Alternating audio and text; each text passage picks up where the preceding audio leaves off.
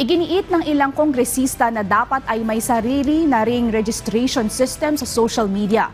Yan ang balitang pambansa ni Mela Lesmoras ng PTV Manila. Isinusulong ng ilang senatorial candidates ng Alyansa para sa Bagong Pilipinas ang mas pinaigting na paglaban sa fake news sa bansa.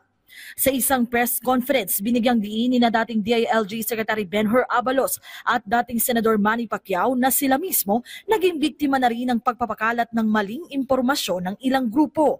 Kaya talagang napapanahon na para masugpo ito. Ano nakalagay rito? Nakalagay yung mukha ko, pangalan ko, ginaya talaga yung Facebook account ko. Isipin nyo, ilan niloko nito? Nabasa ko yung sarili ko pag ano ko ng Facebook, nakalagay doon, paalam, Manny Pacquiao. Namatay na raw ako.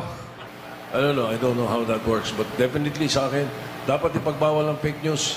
Dami ko ng kaibigang napatay eh. Patay na daw, hindi pa pala. Sa kanya namang pakikilahok sa Barrio Fiesta 2025 sa Paris, France, nanawagan din si House Deputy Majority Leader Erwin Tulfo ng pinaigting na proteksyon para sa mga OFW. Ayon sa Alyansa candidate, plano niyang maghain ng panukala ukol dito para hindi lang madoble kundi matriple pa ang mga hakbang ng gobyerno para sa kapakanan ng mga overseas Filipino workers. Sa gitna naman ng selebrasyon ng National Women's Month, isinulong ni House Deputy Speaker Camille Villar ang iba yung pagpapalawak ng oportunidad para sa mga kababaihan sa bansa sa kanyang sortie sa Luna Isabela kamakailan.